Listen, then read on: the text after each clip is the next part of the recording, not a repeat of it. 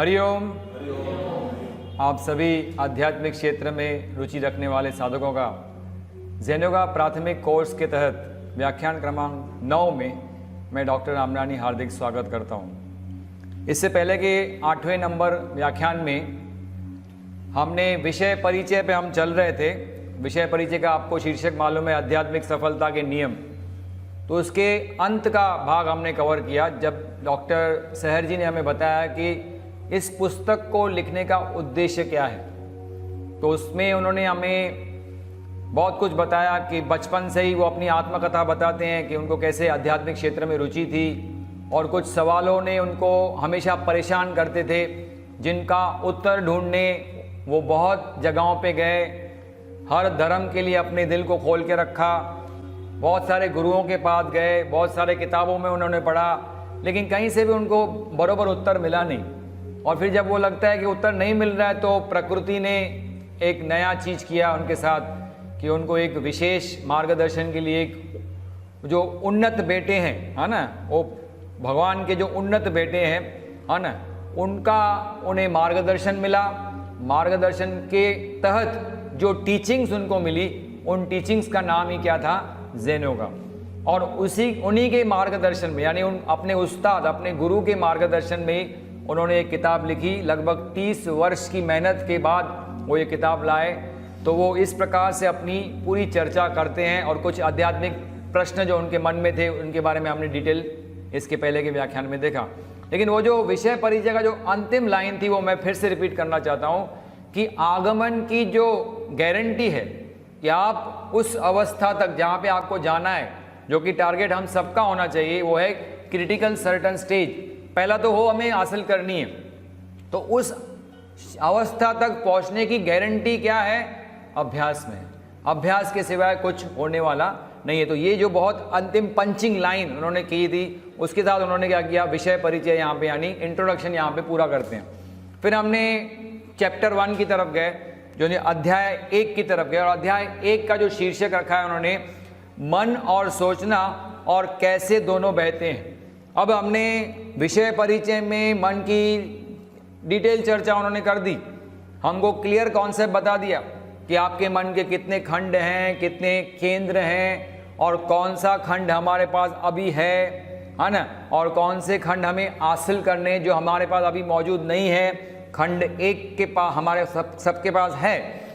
तो अब सवाल उठता है कि ये जो खंड 1 है, इसी का काम क्या है? यानी कॉन्शियस माइंड जिसको कहते हैं चित्त, उसका काम क्या है?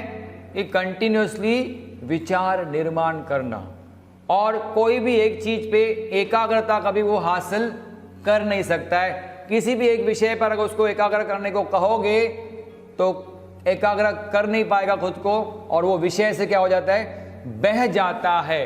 तो इसी को ध्यान में रखते हुए इस अध्याय से, यानी पहले अध्याय से उन्होंने शुरुआत की, जिसका शीर्षक रखा है मन और सोचना। किसी एक विषय पर हम सोच रहे हैं और दोनों कैसे बह जाते हैं, उसी के बारे में वो बताएंगे। जिसमें हमने शुरुआत की कि जो मन, अगर हम कोई भी विषय लेते हैं, एक विषय उन्होंने हमको दिया कि अध्ययन के लिए हम एक विषय लेते हैं, कौन सा भाई? आदमी क्या है। ये एक सिंपल सा विषय लिया। तो कैसे उस विषय के बारे में जब हम विचार करते हैं तो उस विषय से असंबंधित कुछ विचार हमारे मन में आ जाते हैं, जिसको उन्होंने कहा है कि ये मन का बहाव है। ये मन की क्या है? ड्रिफ्ट है। और ड्रिफ्ट्स को, बहाव को उन्होंने 2 कैटेगरी में डिवाइड कर दिया। 2 प्रकार के क्या बताया उन्होंने? मन के बहाव हो सकते हैं। पहला है नियंत्रणीय, जिसको कहते हैं कंट्रोलेबल, या तो जिसके ऊपर आपको पता चला कि आप बह गए हो। यानी ये हो सकता है कभी जब आप अकेले बैठे हो, कुछ विचार कर रहे हो, या किसी ग्रुप में बैठे हो, तो भी मन क्या होता है? किसी विषय के ऊपर चर्चा चल रही है, उससे विषय से दूर जाके मन भटक जाता है। लेकिन वो जब भटकता है तो हमें उसको मालूम पड़ता है हमको कि मन हमारा मूल विषय से भटक गया, हम उसको वापस अपने मूल विषय पे लाते हैं। इसको कहते हैं नियंत्रणीय। नियंत्रणीय भाव, यानी हमारा नियंत्रण था उसके ऊपर कि हमको उसके बारे में जानकारी हुई, हम उसको मन को वापस ले आए। अब दूसरा जो भाव होता है वो होता है अनियंत्रणीय, है ना, जिसको बोलते हैं अनकंट्रोलेबल। यहाँ पे हम लोग बह तो जाते हैं लेकिन वापस अपने मूल विषय पे आते हैं। यानी एक विषय से शुरुआत की, एक से दूसरे, दूसरे से तीसरे, चौथे, पांचवें, छठे, सातवें, आठवें पे चले गए और अंत में एक ऐसे विषय पे हम पहुंचते हैं जो विषय का जो मूल विषय से कोई संबंध रहता ही नहीं है, और हम अपने मूल विषय, जिस विषय को हम लेके चले थे, उस विषय से हम लोग भूल जाते हैं कि कौन से विषय से शुरुआत की थी। इतना हम लोग आगे ड्रिफ्ट हो जाते हैं और हम वापस अपने मूल विषय पे आते नहीं, और न ही हमें याद रहता है कि इन बीच में कौन कौन से विषयों पे हमारा मन भटका, तो वो भी याद नहीं रहता है। और इस विषय पे जब पहुंचते हैं, जो फाइनल विषय पे पहुंचते हैं, उसका मूल विषय से कोई संबंध नहीं रहता है, इसलिए उसको कहते हैं अनियंत्रणीय बहाव। अब यहां पे मैंने आपको कहा इसके पहले के व्याख्यान में कि कुछ 12 बहावों के बारे में हमें डॉक्टर सैयद जी कुछ उदाहरणों के माध्यम से, ये सब काल्पनिक उदाहरण हैं, है ना, ये सब काल्पनिक, उन्होंने अपने मन में कल्पना करके ये बनाया, लेकिन उसका कारण क्या है कि वो हमें बताएंगे कि हमारा मन किस दिशा में बह रहा है। हमारा जब किस दिशा में हम बह रहे हैं तो हमारे मन का कौन सा केंद्र है जो हमको उस दिशा में बहा के ला जा रहा है, जिससे हमको समझेगा कि हमारे मन के 4 केंद्र जो हैं कॉन्शियस माइंड के, IESM, intelligence, emotion, sensio vitality, motility.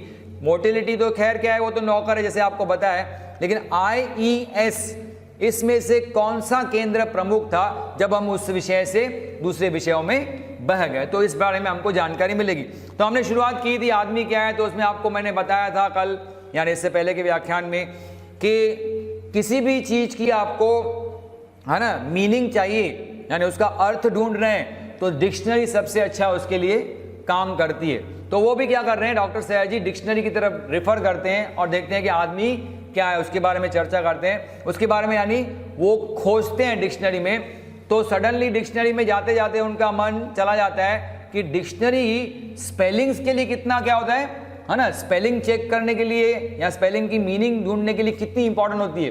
तो वो कहते हैं कि स्पेलिंग, मेरी जो स्पेलिंग है ना, और जब मैं अपनी स्पेलिंग को अपने स्टेनोग्राफर की स्पेलिंग से, जो ऑफिस में उनके काम करती है, उससे कंपेयर करता हूं तो मुझे लगता है कि मेरी तो उससे कहीं ज़्यादा अच्छी है, उसकी स्पेलिंग तो बहुत खराब है। लेकिन स्पेलिंग खराब होते हुए भी उसकी जो रूपरेखा है, यानी उसकी जो हाव भाव हैं, उसके जो कपड़े पहनने का तरीका है, उसके जो नाक की बनावट है, उसके गोल गोल गाल हैं, उसकी झलकें, उसमें कितनी अर्थ है जो कि कोई डिक्शनरी हमें बता नहीं सकती। और फिर उनको रियलाइज होता है कि मैं तो चला था आदमी क्या है इस विचार पे, और मेरा मन बह गया किसी दूसरे विचार में।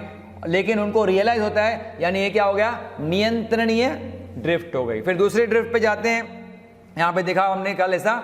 इसके बाद देखा कि वो फिर से रेफर करते हैं डिक्शनरी को कि भाई क्या है आदमी, तो उसमें लिखा रहता है एक जगह पे शब्द आधा आदमी, यानी हाफ अ मैन। तो उनके बाजू में एक उनका दोस्त बैठा रहता है, तो उनको पूछते हैं भाई आधा आदमी का मतलब क्या होता है। तो दोस्त बेचारा कहता है कि भाई आधा आदमी यानी वो जो अविवाहित है, जिसने अभी तक क्या नहीं की है, शादी नहीं की है, और किसी अकथनीय कारण के वो रूम को छोड़ के बाहर चला जाता है। लेकिन उनको मालूम पड़ता है कि ये क्या हो गया, इसको गुस्सा लगा। उसका मतलब है शायद उनका दोस्त अविवाहित था, जिसके कारण उनको गुस्सा लगा। ये दूसरा भाव था। लेकिन उनको फिर मालूम पड़ जाता है कि मैं अपने मूल विषय से क्या हो गया, बह गया। इसलिए वापस आते हैं मूल विषय में। अब वो डिक्शनरी पे जब वापस आते हैं तो तीसरा भाव हमने क्या देखा कि डिक्शनरी कहती है कि आदमी का अर्थ होता है निम्न जानवरों और फरिश्तों या तो दिव्य प्राणियों से अलग होता है। निम्न प्राणी यानी निचले एनिमल्स, लोअर एनिमल्स, या तो फिर फरिश्तों, या तो जो परियां होती है, फरिश्ते होते हैं, या तो दिव्य पुरुष होते हैं जिसको कहते हैं देवता भी कहते हैं, है ना। तो उनसे क्या है, आदमी क्या है, अलग है। तो वो बैठे रहते हैं अपने रूम में, है ना, और ये देख रहे हैं जब ये शब्द, तो उन्होंने अपनी बीवी को पूछा, सुनती हो, सुनो जरा यहाँ पे, कि अगर तुम इंसान हो यानी तुम क्या हो, इसमें लिखा है कि तुम फिर लोअर एनिमल्स यानी निचले प्राणी नहीं हो, और ना ही तुम कोई परी हो। तो आज से मैं तुमको जो सच्चाई है उसी से तुम्हारे को बुलाऊंगा। मैं जो तुमको बार बार एंजल करके, माय एंजल करके बुलाता था, मेरी परी करके बुलाता था, वो तुमको नहीं बुलाऊंगा, मैं तुमको तुम्हारे नाम से बुलाऊंगा। तो उसको क्या लगता है, इसके ऊपर इमीडिएटली वो प्रतिक्रिया करती है उनकी वाइफ कि मैं भी तुझको आज से निचले जानवरों के नाम से नहीं बुलाऊंगी। जो कुत्ता बिल्ली तुमको कभी कहती बुलाती थी मैं, उसके नाम से मैं अभी तुमको नहीं बुलाऊंगी। क्या ये अच्छा नहीं होगा कि तुम अपनी वो जो स्टेनोग्राफर है तुम्हारे ऑफिस में उसको परी कहकर कराओ, है ना, बुलाओ। तो इस प्रकार से वो रिटेलिएट करती है। तो डॉक्टर सैर जी देते हैं कि भाई ये तो मैं अपने मूल विषय से क्या हो गया, बह गया, लेकिन भगवान का शुक्र है कि मैं अपने मूल विषय से बह गया। एक्चुअली ये घटना घटी नहीं है कि मेरी बीवी ने ऐसा बोला है, लेकिन वो क्या हो गया, इससे क्या दिख रहा था कि उसकी बीवी को ठेस पहुंची। तो इस प्रकार से 3 प्रकार के बहाव हमने इसके पहले के व्याख्यान में देखे। अब हम जाते हैं चौथे प्रकार के बहाव की तरफ। ठीक है, यहां पर क्लियर हो गया? कल तक जिससे पहले जो हमने किया था वो हमने कवर किया यहां पे। तो फिर से हम आते हैं वापस डिक्शनरी पर, आदमी शब्द के मतलब पर, है ना, डिक्शनरी पे, क्योंकि हमको तो ढूंढना वही है ना, आदमी शब्द का मतलब ही ढूंढना है। वो कहती है इंसान निम्न जानवरों से अलग, इंसान से इसलिए अपेक्षा नहीं होती वो व्यवहार करे जानवरों जैसा। क्लियरली बताती है डिक्शनरी क्या, कि इंसान निम्न जानवरों से क्या है, अलग है। इसलिए उनके मन में आता है कि इंसान को निम्न जानवरों जैसा जो जानवरी वर्ताव होता है, जो जानवरी वर्ताव का केंद्र हमारे मन में कौन सा है भाई, कौन सा केंद्र है हमारे मन में, जागृत मन में जानवरीय एस केंद्र, सेंसुअल वाइटलिटी। तो ये अपेक्षित है इंसानों से कि वो जानवरों के जैसे बर्ताव न करे, है ना। फिर क्या सोचते हैं वो, ये निम्न जानवरों के बारे में पिक्चर उनके मन में आती है। फिर क्या सोचते हैं कि जानवर और इंसानों में फर्क सोचने लगते हैं कि जानवर इंसानों के जैसा घर नहीं बनाते हैं, वो विशाल घर नहीं बनाते जानवर लोग, और न ही जानवर लोग कोई ऊंचे कपड़े के, ऊंचे प्रकार के कपड़े पहनते हैं, बहुत ही कीमती कपड़े और कीमती जेवरात जानवर लोग नहीं पहनते हैं, ये उनके मन में आता है। और न ही जानवर लोग खेलते हैं पैसों के साथ, और न ही उनके पास कुछ हीरे जमा रहते हैं जैसे इंसान लोग जमा करते हैं। और फिर वो देखते हैं अपने आप को एक हिल स्टेशन पे, है ना, सडनली वो कहाँ चले जाते हैं, ड्रिफ्ट हो जाते हैं एक हिल स्टेशन पे।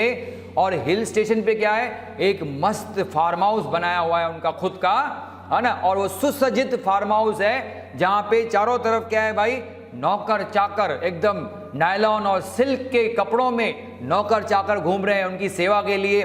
और क्या है कि हर एक उस फार्म हाउस में एक सुंदर सुंदर लेडी है। अरे वो चाहते हैं सिर्फ एक जगह पे हिल स्टेशन में नहीं, मल्टीपल हिल स्टेशन में उनके क्या है, फार्म हाउस है, और वहां पे सुंदर सुंदर मकान बने हुए हैं और सुंदर सुंदर विला बने हुए हैं, और उसमें क्या है, नौकर चाकर हैं, और उसमें हर एक विला में क्या है, एक लेडी है ना, एक सुंदर युवती है जिसके गले में क्या है, हीरो का हार पहने हुए हैं। तो लेकिन वो कहते हैं फिर से मैं क्या हो गया, अपने मूल जो मेरा विचार लेके चला था आदमी क्या है, उससे मैं ड्रिफ्ट हो गया। तो उनको बाद में फिर से मालूम पड़ता है, तो फिर से वो आ जाते हैं अपने डिक्शनरी पर।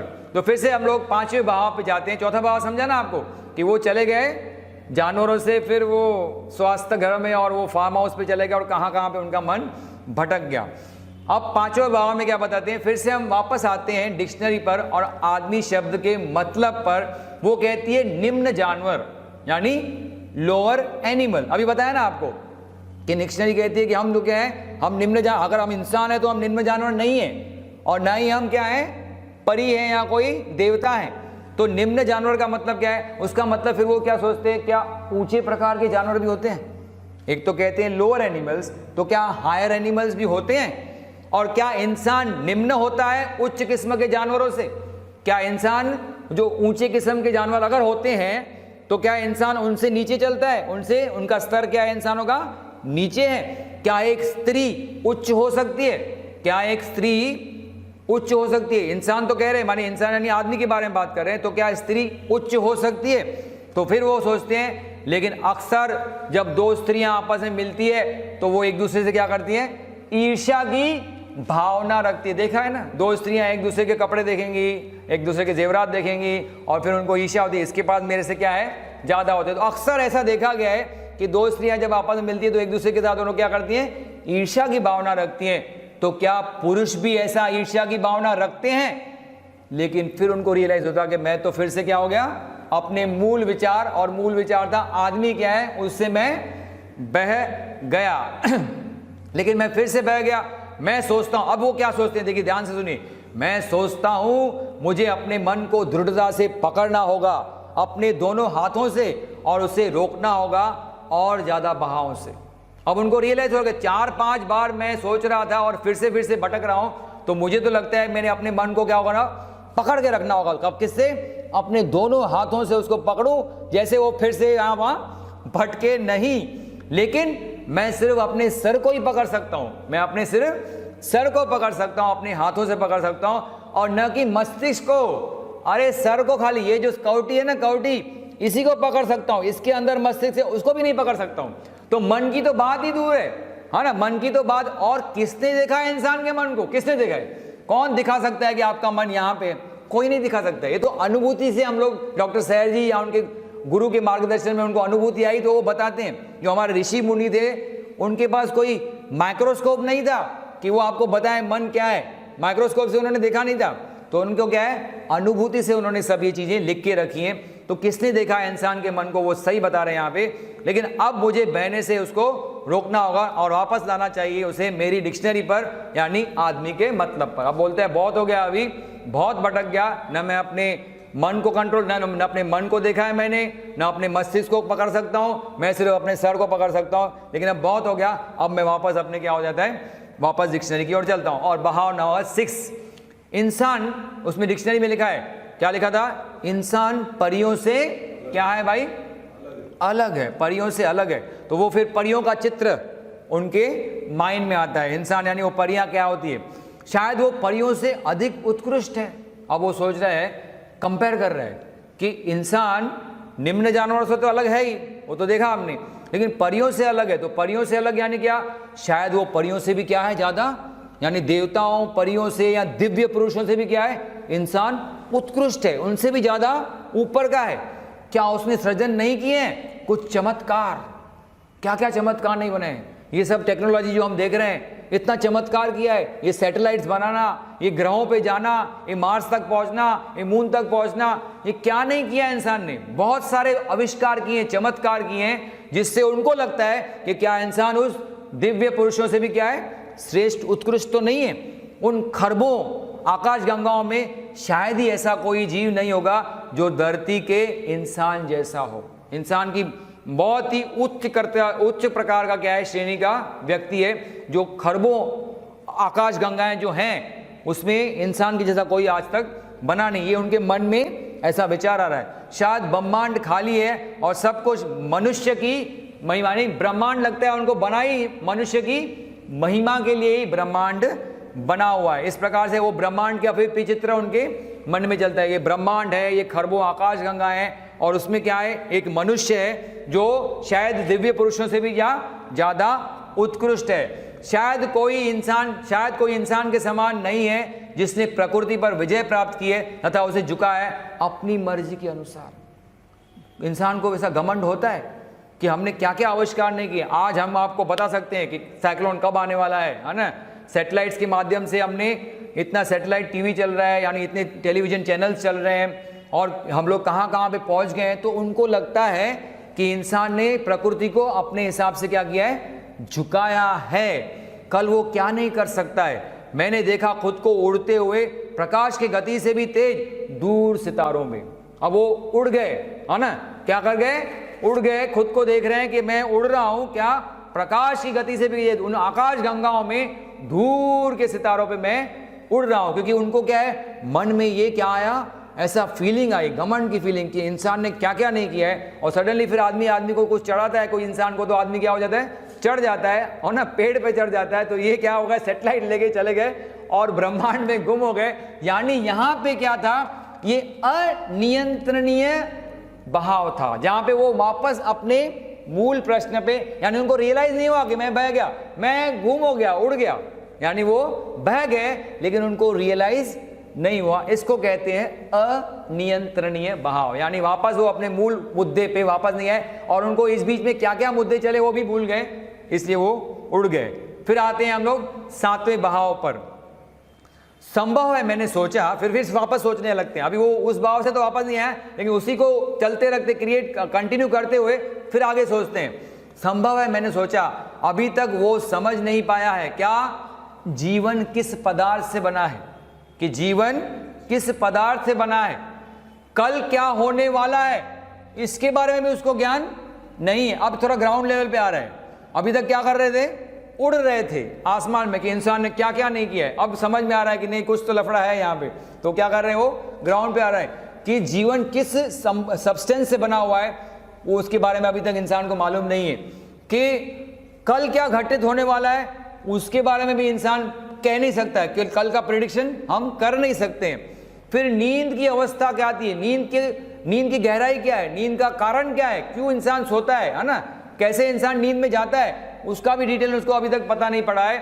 और न ही इंसान खुद की परछाई से खुद को अभी तक अलग कर पाया है। इस प्रकार के विचार उनको आते हैं, लेकिन फिर से वो रियलाइज करते हैं कि मैं क्या हो गया, अभी मैं बह गया। तो वापस अपने मूल विषय पे आ जाते हैं और हम चलते हैं फिर 8वें बहाव की तरफ।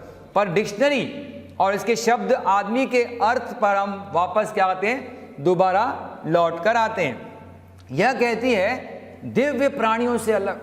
बता रहे ना कि इंसान अगर जो है ना, वो दिव्य प्राणी अलग, निम्न जानवर अलग हैं, उनसे तो अलग है ही, लेकिन जो दिव्य प्राणी है ना, जो परियां हैं या जो देवता हैं, उनसे अलग है। क्या ये प्राणी मनुष्य से उत्कृष्ट होते हैं? अब वो अपनी लेवल पे आ रहे हैं। अभी तक वो क्या समझ रहे थे कि इंसान उनसे क्या है, उत्कृष्ट है। अभी बोल रहे हैं क्या ये जो दिव्य प्राणी है वो मनुष्य से क्या होते हैं, उत्कृष्ट होते हैं। क्या मनुष्य प्रकृति के कठोरतम परीक्षाओं में से नहीं आया है? कितनी कठोरतम परीक्षाओं से मनुष्य गुजरा है ना, वो उसके बारे में सोच रहे हैं कि इतने भूचाल आते हैं, इतने अर्थक्वेक आते हैं, अभी इतना कोरोना आया है, कठोरतम परीक्षा है ना, तो इससे भी मनुष्य जूझ रहा है ना। यानी आज कितनी प्रगति की है, कितनी साइंस ने डेवलपमेंट की है कि इतनी बड़ी महामारी, पैंडेमिक जिसको कहते हैं, पूरा दुनिया जिससे अफेक्टेड है उससे, लेकिन मनुष्य जूझ रहा है, लड़ रहा है। इतनी दवाइयां लाई है, इतने लोगों की जान बची है, और अब तो हम लोग कागार पे आ चुके हैं क्या, एक वैक्सीन निर्माण करने में। तो ये है मनुष्य की क्षमता कि वो प्रकृति के प्रकोपों से क्या कर सकता है, जूझ सकता है और उस पर विजय हासिल कर सकता है। तो इसीलिए बता रहे हैं कि क्या मनुष्य प्रकृति के कठोरतम परीक्षाओं में नहीं सामने आया है? क्या यह प्रकृति के इन प्रकोपों में जीवित नहीं रहा है? वही कह रहे हैं कि किस प्रकार से प्रकृति के अलग अलग जगहों पे हर एक अलग समय पे प्रकृति के ऐसे कठोरतम परीक्षा इंसानों से ली जाती है, लेकिन हमेशा वो इंसान उसमें पास हुआ है। फिर वो क्योंकि क्या है, वो जूने जमाने में अभी चले जाते हैं। अब क्या करते हैं, वो प्रकृति के बारे में सोचते हैं कैसे इंसान पास होते आया है अब तक, तो अब वो चले जाते हैं जूने जमाने में। मैं हिमयुग है ना, हिमयुग और पाषाण युग, स्टोन एज, आइस एज था ना, पहले बोलते ना, स्टोन एज था, आइस एज था, फिर इंसान का युग आया अभी। तो इस प्रकार से वो हिमयुग यानी आइस एज और पाषाण युग यानी स्टोन एज। और फिर उन दिनों के बारे में सोचने लगा जब रोमन साम्राज्य में ग्लैडिएटर्स का मतलब क्या होता है, जो तलवार से लड़ते हैं। उस जमाने में, रोमन जमाने में, यानी हिमयुग के बाद पाषाण युग में उन रोमन एम्परर्स होते थे, वो रोमन जमाने में क्या करते थे, ग्लैडिएटर्स होते थे, जो क्या करते थे, तलवारों से क्या करते थे, लड़ाई करते थे। जानवरों से उनको लड़ाया जाता था। ये तलवारबाज जो होते ना, जो ग्लैडिएटर्स, उनको जानवरों से लड़ाया जाता था। और किस तरह से दर्शक मारो मारो चिल्लाया करते थे। यानी उनका एक स्टेडियम समझो, एक स्टेडियम में चल रही है मैच, यानी क्या है, ये ग्लैडिएटर्स हैं जिनके हाथ में एकदम तलवार है और वो क्या कर रहे हैं, जानवरों से लड़ाई कर रहे हैं। और उसमें दर्शक होते थे, और दर्शक क्या करते थे, उनको उकसा, जैसे आजकल के ज़माने में करते हैं ना, कौन से ज़माने में, IPL में वो चीयर लेडीज़ होती हैं, है ना, चीयर लेडीज़, है ना, वो बैठ के डांस करती हैं, या फिर बॉक्सिंग के रिंग में लेडीज़ होती हैं जो कहती हैं मारो मारो मारो। तो इस प्रकार से उस ज़माने में भी क्या थे, इस प्रकार से लेडीज़ होती थी जो मारो मारो चिल्लाया करती थी। और किस तरह खूबसूरत औरतें आकर्षक ढंग के कपड़े पहने हुए आनंद और मनोरंजन पाती थी उस समय, जब वो ये मैच, यानी वो ग्लैडिएटर्स क्या करते थे, जानवरों से लड़ते थे। ये देखिए, ये हिमयुग यानी आइस एज, फिर स्टोन एज, और स्टोन एज में ये ग्लैडिएटर्स हैं जो लड़ते थे। और फिर देखो इस प्रकार से ये जानवरों से वो लड़ाई कर रहे हैं, और यहाँ पे दर्शक बैठे हैं जो कि वो मैच का आनंद उठा रहे हैं, और वो चिल्ला रहे हैं, मारो मारो करके चिल्ला रहे हैं। यहां तक कि आजकल के स्टेडियम में एक मुक्केबाज मुक्कों की जब बारिश करता है, यानी बॉक्सिंग रिंग में, है ना, या तो वो जो करते हैं कुश्ती वगैरह, तो उसमें भी यही नॉकआउट के लिए, तो उसमें भी लेडीज वही करते हैं, मारो मारो चिल्लाने का वो गूंज होती है। और आज भी सुंदर स्त्रियां आकर्षक कपड़े, ढंग के कपड़े पहने हुए चिल्लाती हैं और मजा लेती हैं तमाशे का। तो उस तरह से वो बह जाते हैं। बेशक आदमी हमेशा मानता है कि यह खेल था और है मर्दाना। अब उनके ऊपर, अपने ऊपर लग रहा है कि भाई ये हमेशा मानता है ये स्त्रियों का खेल नहीं है, भाई ये क्या खेल है, ये मर्दाना खेल है। लेकिन मेरे गरीब दिमाग, मैं कहाँ पे हूँ, मैंने कहाँ से शुरू किया था, आदमी क्या है, और फिर मैंने इसको कहा कि भाई दिव्य प्राणियों से वो अलग है। लेकिन मैं कहाँ पे हिम युग पे, और कहाँ पे पाषाण युग में, और कहाँ पे वो जानवरों से लड़ाई, और फिर कहाँ से मुक्केबाजों की लड़ाई, कहाँ पे मेरा मन भटक गया। लेकिन फिर से उनको क्या हुआ, रियलाइज हुआ कि मैं भटका हूं, और वापस अपने मूल पे आते हैं। इसलिए ये भी क्या है, नियंत्रणीय ड्रिफ्ट है। डिक्शनरी मेरे हाथ में ही है, और मेरा मन सिर्फ भगवान को ही मालूम है कि वो कैसे घूमता है और कहाँ कहाँ घूमता है। देखिए, ये सिर्फ जो बता रहे हैं काल्पनिक, ये हमको काल्पनिक लगेगा बहुत ही, लेकिन ऐसा होता है क्योंकि हमने कभी उसका निरीक्षण किया नहीं है। हम गहराई से कभी इसके बारे में कभी सोचते ही नहीं है कि ड्रिफ्ट वॉचिंग भी कोई प्रक्रिया है, क्योंकि हमको कभी उसको सिखाया ही नहीं गया है। कोई गुरु बताने के लिए तैयार नहीं है कि भाई ध्यान मत करो, है ना, कंसंट्रेशन मत करो, आंख बंद करके सिर्फ ऐसा प्रकृति के बारे में सोचो मत कि भाई ऐसा आप हिल स्टेशन पे, यहाँ तो पहाड़ हैं, झरने बह रहे हैं, ये कर रहे हैं, वो कर रहे हैं। यानी जो ध्यान करने की जो ज़्यादा करके प्रक्रिया लोग कराते हैं, उसमें प्रकृति का ध्यान कराते हैं, फिर अपने अंदर क्या चल रहा है उसके बारे में बोलते हैं। यानी अपने अंदर यानी मन के विचारों के बारे में नहीं, सिर्फ क्या चल रहा है, इस कमरे तक सीमित रखो खुद को, इस कमरे में क्या हो रहा है उसको देखो, उसका अनुभव करो, कैसी आवाज़ आ रही है, क्या आ रही है। लेकिन मन में क्या चल रहा है उसके बारे में कोई बताता नहीं कि मन के अंदर जो विचार उठते हैं, एक विचार को आपने पकड़ा है, उससे संबंधित असंबंधित विचारों में भटका देखोगे तो खुद के ऊपर हंसी आएगी, किस प्रकार से मेरा मन कहाँ कहाँ जाते हैं। अब हमको लगता है ये काल्पनिक, लेकिन जब करोगे खुद का अभ्यास तो भले ही हम लोग हिमयुग और पाषाण युग में जाए ना जाए, लेकिन IPL की तरफ जरूर चले जाएंगे, पिक्चर की तरफ जरूर चले जाएंगे, कल पार्टी में क्या हुआ उसकी तरफ जरूर चले जाएंगे। यानी इस प्रकार से हमारा मन क्या होता है, भटकता रहता है। तो ये कुछ काल्पनिक भाव होने के बाद भी इसमें बहुत ही गहराई है और सच्चाई है। अभी 8वें भाव के बाद हम जाते हैं 9वें भाव की तरफ। हमारे मुख्य विषय पर हम वापस आते हैं। हमेशा देखो शुरुआत करते तो मुख्य विषय पे आएंगे, यानी वो क्या जहाँ से शुरू किया था, आदमी क्या है, या उससे संबंधित जो भी उन्होंने उसकी मीनिंग देखी थी डिक्शनरी में, उसको कड़ी पकड़ेंगे और उस पर फिर से विचार करेंगे, और फिर से कैसे वो बहते हैं उसके बारे में बताएंगे। तो डिक्शनरी कहती है परियों और दिव्य प्राणियों से अलग, है ना, वो तो कहती है, पहले भी बताया कि परियों से और दिव्य प्राणियों से क्या है, इंसान अलग है। लेकिन प्राचीन रोमवासियों के दिनों में और ग्लैडिएटर्स के दिनों में, फिर से याद करते हैं, अभी बताया था हिमयुग पाषाण युग, फिर ग्लैडिएटर्स के बारे में बात की और रोमन वासियों के बारे में बात की। अब वही बता रहे हैं कि प्राचीन रोमवासियों के दिन में वो ग्लैडिएटर्स लड़ा करते थे जानवरों से, वो तो था ही, लेकिन उस समय भी और भी कुछ था, उसके बारे में उनको याद आती है कि रोमवासियों के दिनों में और ग्लैडिएटर्स के दिनों में मैंने विचार किया एक इंसान के बारे में जिसे सूली पर चढ़ाया गया था, जिसे सूली पर चढ़ाया गया था, वो इंसान के बारे में वो सोचते हैं। और उस इंसान का नाम था क्या, ये देखो, जीसस, है ना, यीशु मसीह। वो याद करते हैं कि वो तो थे ही, ग्लैडिएटर्स थे उसमें और लड़ाई करते थे, है ना, वो जो आपने पहले वाली ड्रिफ्ट में देखा, और फिर चिल्लाते थे लोग, वो अलग था। लेकिन उसी ज़माने में, उसी रोमन के ज़माने में एक इंसान था जिसको वो याद करते हैं, और जिसका नाम क्या था, यीशु मसीह। उन्हें सूली पर चढ़ाया गया था, उन्हें सूली पर चढ़ा दिया गया उनके भयानक अपराधों के कारण, मानवता के खिलाफ। क्यों उनको सूली पर चढ़ाया गया? क्योंकि लोगों ने, जिन्होंने उनको सूली पर चढ़ाया, उन्होंने उनको अपराधी घोषित किया। जैसे आज अर्नब गोस्वामी को लोगों ने अपराधी घोषित करके उसको क्या कर दिया है, जेल में डाल दिया है। अपराधी है नहीं, फिर भी उसको अपराधी घोषित करके उन्होंने क्या किया है, जेल में डाल दिया है। इसी प्रकार से वो यीशु मसीह यानी यीशु मसीह अपराधी थे नहीं, लेकिन कोई तो कारण चाहिए ना लोगों को, किसी को पकड़ के उसको मारने का या सूली पे चढ़ाने का, या आज का उसका मॉडर्न वर्जन है जेल में डालने का, क्योंकि डायरेक्टली सूली पे चला नहीं सकते हैं, डायरेक्टली फांसी दे नहीं सकते हैं, उसको तो सालों लगते हैं। लेकिन उसके लिए पहला कदम क्या है आजकल? जेल में डालना। तो उस जमाने जेल बेल कुछ नहीं था, तो उस समय क्या किया? नहीं समझ में आया इंसान, उसकी बातें हमारे दिमाग में पड़ती नहीं है, लोगों को गुमराह कर रहा है हमारे अगेंस्ट, तो क्या करो? उसको सूली पे चढ़ा दिया। और महान अपराध क्या बोला था? उनका अपराध क्या किया था उन्होंने बेचारे ने? कि मानव जाति को सिखाया था, मानव जाति को उन्होंने ज्ञान बांटा था, उन्हें राह दिखाई थी, गरीबों की मदद की थी, उन्हें स्वास्थ्य प्रदान किया था। ये उनके महान अपराध थे, जिसकी वजह से उन्होंने क्या किया? उनको सूली पे चढ़ा दिया। क्या कोई इस तरह के व्यक्ति को मनुष्य कहेगा या उसको दिव्य प्राणी? अब कह रहे हैं ना कि मनुष्य क्या है? दिव्य प्राणी से अलग है। तो ऐसा व्यक्ति जो था, जिसको बिना किसी अपराध के, या जो अपराध लोगों ने समझे उसके बावजूद उसको क्या किया? सूली पर चढ़ाया। तो ऐसे व्यक्ति को आप क्या कहोगे? मनुष्य कहोगे कि दिव्य प्राणी? हम तो कहेंगे उसको भाई वो दिव्य प्राणी ही था। तो फिर आदमी कैसे अलग होता है दिव्य प्राणियों से?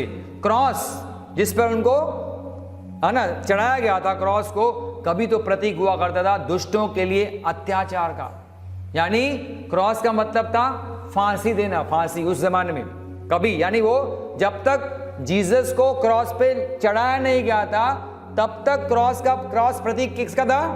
कि क्रॉस का मतलब था किसको?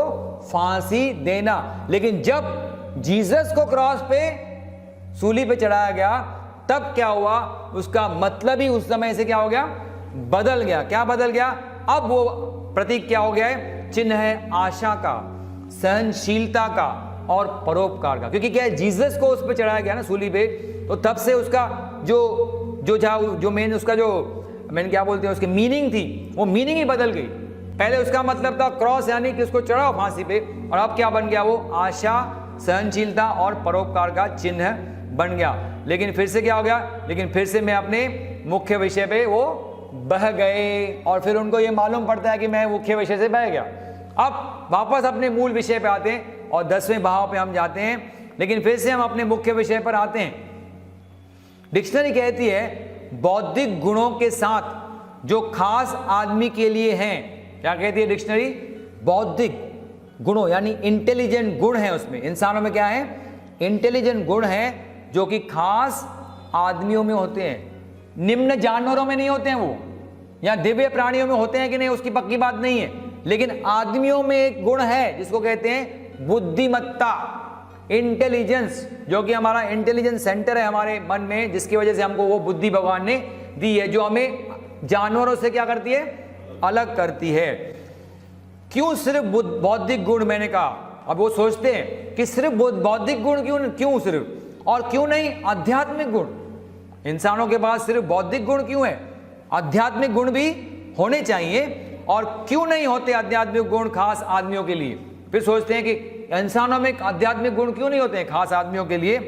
क्या ये गुण खास दिव्य प्राणियों के लिए हैं? क्या इंसानों को खाली बुद्धि दी है भगवान ने? क्या उसको आध्यात्मिक गुण नहीं है? और ये क्या गुण, ये आध्यात्मिक गुण सिर्फ दिव्य प्राणियों में होते हैं? तो फिर निश्चित रूप से आदमी से ये अपेक्षित नहीं है कि वो दिव्य प्राणी बने, है ना? फिर तो ये अपेक्षा ही नहीं कर सकते, क्योंकि उसके पास आध्यात्मिक गुण है ही नहीं। और आध्यात्मिक गुण हमको कहा जाता है, आध्यात्मिक गुण यानी वो स्पिरिचुअल बीइंग्स, यानी वो देवताओं के पास, उन परियों के पास या वो दिव्य प्राणियों के पास आध्यात्मिक गुण होते हैं, इंसानों में नहीं। तो फिर वो कैसे अपेक्षित है कि वो दिव्य प्राणी बने? फिर क्यों होने चाहिए कर्म अथवा भाग्य जो कि इतने निर्मम है और इतने सख्त है इंसान के लिए, है ना? अगर जब अध्यात्मिक गुण है नहीं और हम दिव्य प्राणी बन नहीं सकते हैं, तो फिर कर्मों का और भाग्य क्या क्यों हिसाब किताब होना चाहिए? जब हमारे नसीब में दिव्य प्राणी बनना है ही नहीं, क्योंकि हमारे में वो आध्यात्मिक गुण है ही नहीं, तो फिर भाग्य और कर्म का क्या वैल्यू होना चाहिए हमारी जिंदगी में? अगर कोई कारण और प्रभाव है ही नहीं, तो कोई भाग्य भी नहीं हो सकता, और वह भी इंसानों के प्रयास के बावजूद, जैसे कि आज दिखाई देता है। अगर कोई कारण और प्रभाव नहीं है, यानी हम जो कर्म करते हैं फिर उसका फल हमें क्यों भुगतना चाहिए? जब कारण प्रभाव है ही नहीं तो उसका फल हमको भुगतना क्यों चाहिए? फिर क्या आदमी एक मशीन है? कि आदमी क्या है, एक बस मशीन है भाई, उसमें कोई जो उसको पास कुछ है ही नहीं इच्छा, वो कुछ कर ही नहीं सकता, सोच ही नहीं सकता है। ऐसा मशीन तो नहीं है आदमी। क्या आदमी के जन्म का इसलिए कोई उद्देश्य नहीं है, लेकिन फिर से क्या किया, मैंने बह गया। कहाँ कहाँ पे बह गए, है ना, दिव्य प्राणियों की तरफ गए, आध्यात्मिक गुण, बौद्धिक गुण, और फिर सोचते हैं कि कर्मों और फलों का क्या वास्ता है, और फिर हमारे हाथ में है ही क्या, हम क्यों फिर कोशिश करें ज़्यादा, है ना। तो इस प्रकार से वो बह जाते हैं। क्या इंसान मशीन है, इस प्रकार से बह जाते हैं। लेकिन फिर से उनको रियलाइज हुआ कि क्या किया उन्होंने, फिर से बह गए और वापस आ जाते हैं। अब हम जाते हैं बहाव क्रमांक 11 पर। चलो हम वापस आते हैं अपने मुख्य विषय पर। डिक्शनरी आगे और कहती है, मानवीय रूप से संभव, जहां तक मनुष्य के ज्ञान और कौशल्य का संबंध है, दिव्य मदद के अलावा, यानी मनुष्य से जो संभव हो सकता है बिना किसी दिव्य स्रोत के मदद से, जो दिव्य प्राणी यानी डिवाइन बीइंग के मदद के अलावा भी मनुष्य से जो संबंध होता है उसके बारे में बताती है डिक्शनरी। दिव्य मदद के अलावा यानी क्या, कि वो डिवाइन जो हेल्प है जिसको कहते हैं दिव्य मदद, उसके अलावा इसका मतलब क्या होता है, कहाँ है वो दिव्य स्रोत, कहाँ से वो सोर्स है जहाँ से वो दिव्यता आती है। मन में सोचते हैं दिव्य प्राणियों की मदद चाहिए हमें, तो वो दिव्य स्रोत है कहाँ जहाँ से वो हमको मदद मिलेगी, उसके बारे में सोचते हैं। क्या वो हमारे अंदर है, क्या वो दिव्य स्रोत जहाँ से हमें दिव्य मदद मिलने वाली है, क्या वो हमारे इंसानों के अंदर है या वो अदृश्य है, हवा में है या बहुत ऊपर आसमान में है, यानी वो डिवाइन हेल्प है कहाँ भाई, हमें दिखाओ तो सही। तो उसके बारे में सोच रहे हैं, दूर के तारों में है अथवा सागर की गहराइयों में, कहाँ कहाँ भटक रहा है उनका दिमाग, अथवा उच्चतम पर्वत की चोटी पर है अथवा इन सभी जगहों पे है, सर्वत्र है। यानी वो दिव्य स्रोत या तो कहते हैं चोटियों पे है, पर्वतों पे है, गहराइयों में सागर में है, या हमारे अंदर है, या वो अदृश्य है, या तो फिर ऐसा हो सकता है वो सभी जगहों पे वो दिव्य स्रोत अवेलेबल है। क्या हमें कोई बताएगा कि कैसे हम इस दिव्य सहायता की मांग कर सकते हैं? क्या कोई तरीका बताएगा हमें कि चलो दिव्य मदद तो है लेकिन हम उसकी मदद मांग कैसे सकते हैं? क्या कोई सामान्य तरीका अथवा विधि है इस दिव्य सहायता के मांगने के लिए? है ना, पहली बात तो हमें कोई बताए कि हम मांग सकते हैं कि नहीं, और फिर अगर मांग सकते हैं तो कौन सा तरीका है जिससे हम उस डिवाइन बीइंग की हम क्या कर सकते हैं, मदद मांग सकते हैं। और क्या ये कभी दी भी जाती है? क्या ये दिव्य मदद कभी किसी इंसान को मिली है? अथवा क्या ये आती है कुछ गिने चुनों को अकस्मात रूप से अथवा किसी मनमाने फैसले से, या कोई ऐसा बस वो है ना, वो क्या बोलते हैं उसको, कि इंसान भगवान को ऐसा वो है बस जिसको अपनी इच्छा से जिसको चाहेगा वो फेवर करेगा और इसको मदद देगा, इसको मदद नहीं देगा। ऐसा कोई ऑटोक्रेटिक, जिसको कहते हैं क्या है, ऑटोक्रेटिक कोई आदमी है जो अपनी इच्छा से करेगा, इसको मेरे को फैसला करना है, इसको मेरे को मदद करनी है, इसको मेरे को मदद नहीं करनी है। तो ऐसा कुछ मनमाने फैसला तो नहीं है और अकस्मात रूप से तो नहीं आती कुछ गिने चुनों को। क्या इसका मतलब है प्रार्थना है? यानी कि हमको प्रार्थनाएं करनी पड़ेगी उस दिव्य स्रोत की मदद के लिए, उस दिव्य है ना डिवाइन बीइंग की मदद के लिए क्या हमको प्रार्थनाएं करनी पड़ेगी? और क्या प्रार्थनाओं के उत्तर दिए जाते हैं? क्या प्रार्थनाओं के उत्तर कभी दिए जाते हैं? क्या हम प्रार्थना कर सकते हैं जैसे इसने की थी, जीसस ने की थी? लेकिन फिर से क्या किया, मैं फिर से बह गया। अब कहाँ कहाँ बह गए, डिवाइन स्रोत, डिवाइन बीइंग्स, और फिर वो प्रार्थनाओं पे पहुंच गए। और प्रार्थनाएं सुनी भी जाती है कि नहीं सुनी जाती है? क्या हम वैसे ही प्रार्थना कर सकते हैं जैसे भगवान जीसस ने की थी? कहने का मतलब क्या है, उनका मन अलग अलग विषयों पे चला गया, लेकिन लकीली उनको फिर रियलाइज हो गया कि मैं बह चुका हूं, और वापस से हमको वहां पे लेके आते हैं अपने मूल मुद्दे पे। अब वो उमर खय्याम के बारे में सोचते हैं। अब 12 ड्रिफ्ट में क्या करते हैं, उमर खय्याम के बारे में सोचते हैं, और उनकी एक पोइट्री की एक लाइन उनको याद आती है। क्या याद आती है? उमर खय्याम ने क्या कहा है, वो उल्टी कढ़ाई जिसे हम क्या कहते हैं, आसमान कहते हैं। वो उल्टी कढ़ाई यानी आसमान है ना, ऐसा यानी कढ़ाई देखा है ना आपने, जिसमें हम लोग तलते हैं कुछ भी, ऐसी कढ़ाई रहती है, सीधी ऐसा रहती है, लेकिन क्या बोलते हैं वो उल्टी कढ़ाई, जिसको हम क्या कहते हैं, आसमान कहते हैं। नीचे जिसके हम जीव रहते हैं और मरते हैं, बस पैदा होते हैं और क्या करते हैं, हम सब उस उल्टी कढ़ाई के क्या है, नीचे हैं, जीते हैं और आते हैं, पैदा होते हैं और मरते हैं। अपने हाथ उसकी तरफ न उठाएं प्रार्थना के लिए। अभी वो बोल रहे थे ना कि प्रार्थनाओं को कभी सुनी जाती है कभी, अब यहाँ पे उमर खयाम का वही कोटेशन दे रहे हैं कि अपने हाथ उसकी तरफ न उठाएं प्रार्थनाओं के लिए, प्रार्थना के लिए, क्योंकि वो भी घूमता है नापुंसकता पूर्वक जैसे तुम और मैं। क्योंकि उसके बात में भी कुछ है नहीं, और इसके बारे में उमर खयाम बोल रहे हैं कि वो भी हमारे जैसे, हम जैसे नापुंसक लोग घूमते हैं ना, यहाँ से वहाँ भटकते रहते हैं किसी न किसी डिवाइन हेल्प के लिए, तो वो भी ऐसे ही घूमते रहता है हमारी तरफ। क्या लोग प्रार्थना नहीं करते हैं? हर काल्पनिक तरीके से, जिस प्रकार से बताया लोगों को, इस प्रकार से प्रार्थना करने के लिए लोग तैयार हो जाते हैं, हर काल्पनिक तरीके से। वो प्रार्थना करने का तरीका अलग अलग लोगों का अलग अलग होगा। कोई मंदिर जाएगा, कोई मस्जिद जाएगा, कोई शिव को पानी चढ़ाएगा, कोई शिव को दूध से नहलाएगा, है ना, कोई अपने भगवान को सुलाएगा झूले में, और कोई उसको दूध पिलाता है, कोई क्या करता है। यानी अलग अलग प्रकार के तरीके के लोगों की प्रार्थना करने के ढंग हैं। और फिर भी हम देखते हैं जो लोग इतनी प्रार्थनाएं करते हैं, है ना, फिर भी वो दुखी रहते हैं पूरी जिंदगी भर। कितने लोगों को देखा होगा आपने कि जिंदगी गुजर गई, हमने तो सिर्फ प्रार्थना, हमने सिर्फ सत्संग अटेंड किए हैं और प्रार्थनाएं की हैं, सत्संग अटेंड किए हैं, प्रार्थनाएं की हैं, फिर भी वो लोग क्या रहते हैं? दुखी रहते हैं। फिर क्या है ये दिव्य मदद? फिर दिव्य मदद का मतलब क्या है कि इतनी प्रार्थनाएं करो और उसके बाद भी दुखी रहो? तो फिर दिव्य यानी डिवाइन हेल्प का मतलब क्या है? यानी क्या कारण है? क्या आदमी प्रारब्ध के अधीन है? यानी जो उसके लिख दिया गया है फैसले उसके लाइफ में, भाई तुम्हारा जिंदगी में ऐसे ऐसे घटने वाली है, क्या उसके अधीन है? जैसे पहले भी बताया था, क्वेश्चन में बताया था उन्होंने, क्या सब कुछ प्रारब्ध के अधीन है? यानी सब कुछ पहले से ही लिखा जा चुका है और हमको सिर्फ उसके ऊपर चलना है ब्लाइंडली, हम उसमें कुछ कर नहीं सकते, हमारे पास कोई मुक्त इच्छा है नहीं। तो वही बता रहे हैं कि क्या आदमी प्रारब्ध के अधीन है, यानी क्या कारण और प्रभाव के नियम काम करते हैं। कारण और प्रभाव यानी जैसे कर्म करोगे वैसे फल भुगत नहीं पड़ेंगे, क्या उसके अधीन है इंसान? क्या मनुष्य के पास मुक्त इच्छा है भीतर, कितनी भी छोटी या बड़ी मात्रा में, और क्यों ना हो? अब वो सवाल उठता है कि मुक्त इच्छा यानी फ्री विल है इंसान के पास, जिससे जैसे वो चाहे वैसे घटे। फ्री विल का मतलब क्या है कि जैसे हम चाहें वैसे हमारे साथ घटनाएं घटे, यानी हमारा फ्यूचर हमारे हाथ में हो। तो वो क्या दी गई है, कितनी छोटी मात्रा में, लेकिन इंसान के पास वो मौजूद है। अथवा वह एक प्रकार का पालतू जानवर है जो कि सेवा में है अन्य प्राणियों के, जैसे फालतू जानवर सेवा करते हैं इंसान की। क्या ऐसा ही है कि वो बस एक फालतू जानवर की जैसा है? जैसे फालतू जानवर यानी गाय, भैंस, बिल्ली, घोड़ा, कुत्ता, ये जो इंसानों की सेवा करते हैं ना, वो हमारे इंसानों से पाले जाते हैं और वो इंसानों की सेवा करते हैं। वैसे ही क्या ये इंसान भी फालतू जानवर है किसी और लोगों की, यानी उसकी वो भगवान की सेवा में सारा दिन खाली लगा रहे और अल्टीमेटली उसको वही भुगतना पड़े जैसे वो कर्म करे। तो उसका मतलब क्या है? तो फिर प्रार्थना करने का मतलब क्या है?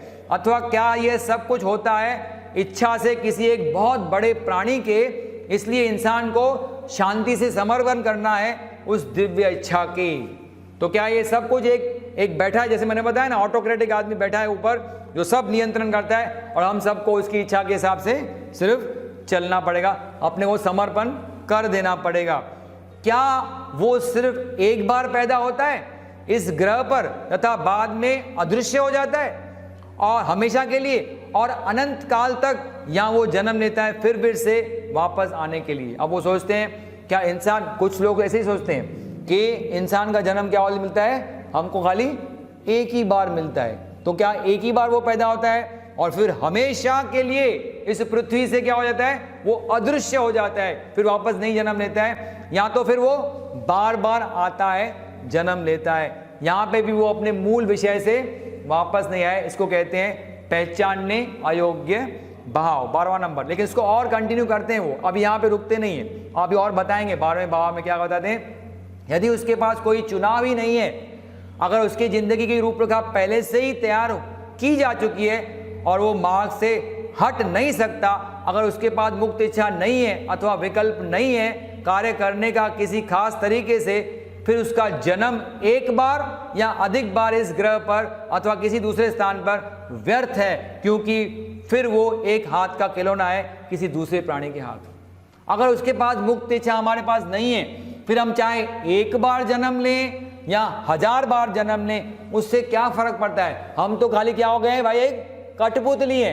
कोई है नचाने वाला जो हमको नचा रहा है और हम सिर्फ कठपुतली हैं, तो उससे क्या फर्क पड़ेगा। ऑन द कॉन्ट्री ज्यादा जन्म लोगे तो ज्यादा उसकी कठपुतली के हिसाब से हमें नाचना पड़ेगा, और फिर नाचने के बावजूद भी क्या है, कर्मों का फल भुगतो, क्योंकि पैदा हुए हो ना तो भुगतो। तो कहने का मतलब क्या है, वही बता रहे हैं यहाँ पे, यहां तक अस्तित्व उस दूसरे प्राणी का भी व्यर्थ ही है अगर यही उसका पूरे दिन व्यवसाय हो तो।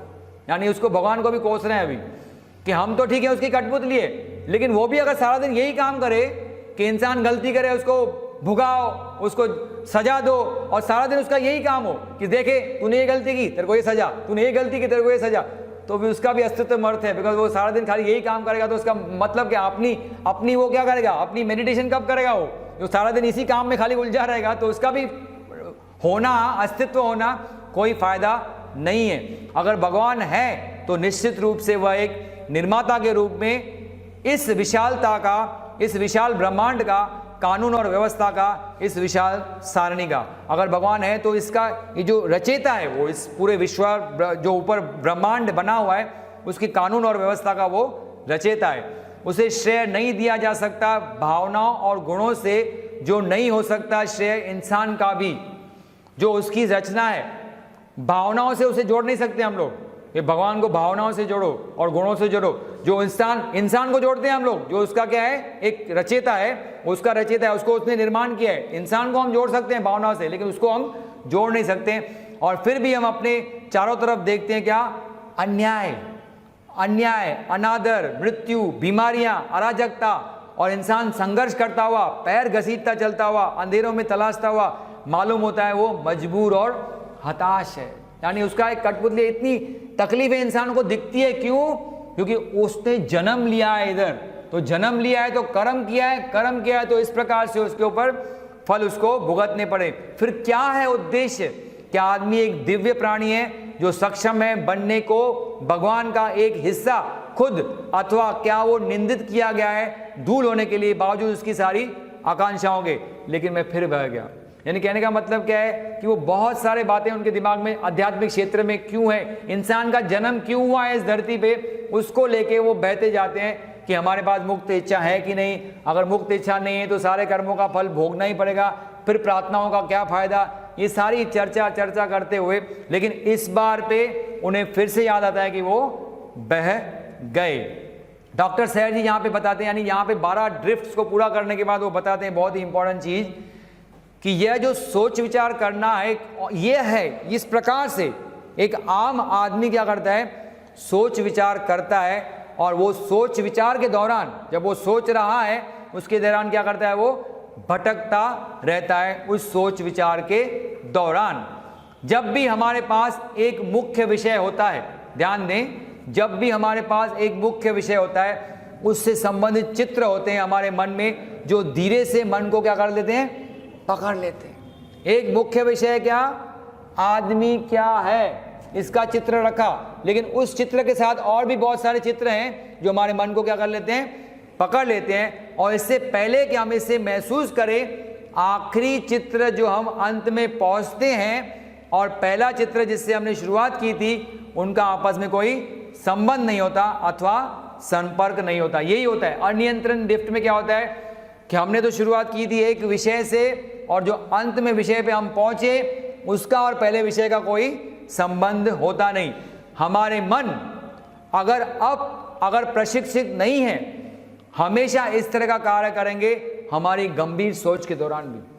आप जरा बैठ के देखो, किसी भी विषय के ऊपर गंभीरता से सोचो, है ना, कोई भी एक विषय लो, गंभीरता से सोचो, कितना ही आप नियंत्रण करो, आप देखोगे 10 मिनट में कितनी बार आपका मन बह जाएगा अपने मूल विषय से। इसको तो प्रैक्टिकली करके देखना पड़ेगा, तब आपको उसका रियलाइजेशन होगा कि जो यहाँ पे सर जी बता रहे हैं वो कुछ गलत नहीं बता रहे हैं, वो बिल्कुल सही बता रहे हैं। 48 सेकंड महावीर कहते थे, 48 सेकंड भगवान महावीर कहते थे, 48 सेकंड भी मन को स्थिर रखना बहुत बड़ी जीत है।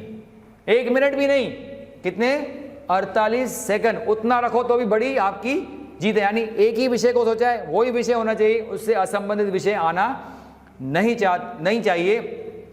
हम अतिरंजित महसूस करेंगे, उसके लिए जिसे हम बुलाते हैं एकाग्रता का अभाव मुख्य विषय पे। हमको बहुत गुस्सा लगता है, हम जब अभ्यास करते हैं ना, कोई कहता है मेडिटेशन करो, गुरु जी ने हमको बताया मेडिटेशन करो, है ना, इसके ऊपर ध्यान करो, सुबह को उठ के स्मरण करो, है ना, स्मरण करने मन को तल्लीन रखो, उस भगवान को याद करो और किसी को याद मत करना। और जब हम करने की कोशिश करते हैं और हमारा मन इधर उधर बह जाता है तो हम बहुत ही फ्रस्ट्रेटेड, अतिरंजित यानी क्या, फ्रस्ट्रेटेड कहते हैं कि हमारा एकाग्रता जमी क्यों नहीं, उसका अभाव क्यों हुआ, एकाग्रता हम कर क्यों नहीं पाए मुख्य विषय पर। चित्र बनाना तथा चित्रों को जोड़ना यह परम गुण है हमारे मन का। यानी फोटो क्लिकिंग, एक फोटो बनाएगा फिर दूसरा फोटो बनाएगा, फिर क्या करेगा, उसको जोड़ेगा, यह प्रमुख गुण है हमारे मन का। फिर क्या है उपाय, यानी उपाय क्या है, उसको कैसे करें हम लोग कंट्रोल, तो उसमें बताते हैं बहुत ही अच्छी तरह से कि भगवान का शुक्र है, भाग्यवश यह बहने की आदत हमारे पूरे मन का गुण नहीं है, लेकिन सिर्फ एक हिस्से का है। अब वो अगर आपने इंट्रोडक्शन नहीं पढ़ा होता इस किताब का तो आपको ये डायरेक्ट चैप्टर 1 पे आते थे, तो कौन से हिस्से का है भाई वो गुण, हमको तो पता ही नहीं, क्योंकि हमको मन का खंड मालूम ही नहीं है। तो ये सिर्फ खंड 1 की प्रॉपर्टी है, बहना। खंड 2ब तो बनाई उसके लिए भाई, खंड 2ब की प्रॉपर्टी क्या बताई थी, एकाग्रता, ध्यान, और ऊपर के खंडों से क्या, अंतर्ज्ञान यानी इंट्यूशन प्राप्त करना। ये 3 गुण मैंने आपको बताए थे जब हम इंट्रोडक्शन के बारे में चर्चा कर रहे थे। तो ये सिर्फ भाग्यवश, ये पूरा मन बहता नहीं है आपका, लेकिन अभी तो पूरा ही मन बहता है। क्यों? क्योंकि हमारे पास 2 भी, 3 और 4 तो है ही नहीं, तो जो है वो ही बह रहा है, क्योंकि उसका मुख्य प्रॉपर्टी क्या है, बहना, चित्र बनाना, एक नहीं मल्टीपल चित्र बनाना और उनको आपस में जोड़ना। इस प्रकार से वो सारा दिन बेहतर है। तो खुद को फ्रस्ट्रेटेड फील मत करो, ये उसका नैसर्गिक स्वभाव है। जब ये चीज आपको मालूम पड़ेगी तो सालों से जो हम खुद को कोसते आ रहे थे कि हमको ध्यान जमता क्यों नहीं भाई, तो अब आप उससे मुक्त हो जाओगे।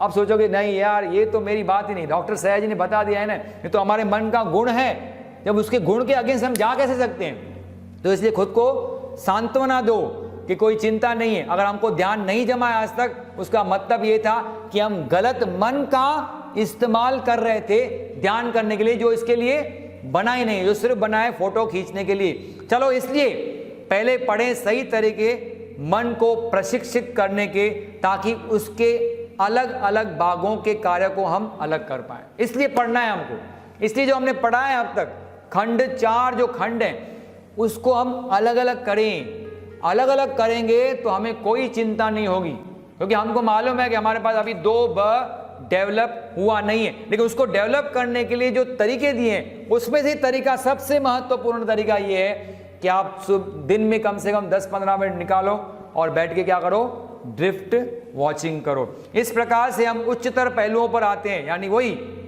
कि हमारे पास जो अब तक है नहीं, कौन से उच्चतर पहलू कैसे आएंगे, एकाग्रता, अंतर्दृष्टि के, तादात्म्य और उच्चतर अवस्थाओं के। लेकिन ये सब गुण किसके हैं? एकाग्रता गुण है किसका? खंड 2ब का, है ना। अंतर्दृष्टि खंड 2ब का और 3 का, और जो तादात्म्य यानी समाधि, ये खंड 4 का गुण है। एक औसतन इंसान सोचता है कि, अब नॉर्मली इंसान सोचता क्या है, यहाँ पे देखिए, ये आपको मैंने कहा ना, हर चैप्टर के एंड में डॉक्टर सैर जी आपको एक प्रश्न देंगे कि अगर आपके पास रेडीमेड प्रश्न नहीं है खुद का, कि जिसके ऊपर मैं कुछ 10-15 मिनट बैठूं और उसको ड्रिफ्ट वॉचिंग करूं, तो हर चैप्टर के एंड में आपको प्रश्न मिलेगा। क्या इसमें प्रश्न दे रहे हैं? एकाग्रता करना अथवा ध्यान करना आसान है? बस आज ये प्रश्न ले लो आप और घर में जाके उसके ऊपर 15 मिनट या 10 मिनट का समय बनाओ अपने मोबाइल में, है ना, और उसके ऊपर विचार करो, क्या एकाग्रता करना अथवा ध्यान करना आसान है? अब इस प्रश्न को लो और फिर देखो आपका मन कहां कहां भटकता है। ये तो आपके लिए, सबके लिए होमवर्क है आज। चलो हम लेते हैं यही विचार गंभीरता से सोचने के लिए हमारे मुख्य विषय के तौर पर, और लगभग 15 से 30 मिनट, स्टार्टिंग में आप 15 मिनट भी शुरू कर सकते हैं, लेकिन उसको बाद में बढ़ाना है। कब तक? 30 मिनटों के लिए। और मन के भावों को क्या करेंगे, हम नोट करेंगे, और इसके आगे का फिर हम लोग क्या करेंगे, अध्याय पढ़ेंगे। इसके आगे का अध्याय फिर हम बाद में पढ़ेंगे। जो आज का होमवर्क क्या है हमारे लिए कि जो 12 प्रकार के बहाव हमको बताए, अब वो एक प्रश्न देते हैं। आदमी क्या है वो प्रश्न नहीं, उनका तो हो गया ना भाव, उसके बारे में हमने बहुत बहाव देखे कि आदमी क्या है उस प्रश्न के भाव। लेकिन यहाँ पे आपको प्रश्न क्या है कि क्या एकाग्रता करना और ध्यान करना आसान है? इस प्रश्न को ले और मोबाइल में 15 मिनट की घंटी रखें और एक डायरी बाजू में रख दें, एक पेन बाजू में रख दें। पहले नहीं लिखना है, पहले आप 15 मिनट शांत बैठो एक कोने में अपने घर के, जहाँ पे कोई आपको 15 मिनट के लिए डिस्टर्ब न करे, और सिर्फ आंख बंद करके बैठे। और ऐसा मत कहना अरे मेरे मन में तो कोई विचार ही नहीं आया, यानी आपने ध्यान ही नहीं दिया कि कैसे चल रहे विचार, क्योंकि इसके ऊपर कोई ध्यान देता नहीं है कि कैसे हमारा मन बह जाता है। किसको ये नॉलेज है ही नहीं ना, तो क्या ध्यान देगा, बताया ही नहीं किसी ने। तो इसलिए आपको अभी बताया गया है, आपने इस चैप्टर को समझा है, तो इस चैप्टर का प्रैक्टिकल अभ्यास करना है ना, तो आज से ये पक्का प्रण करो।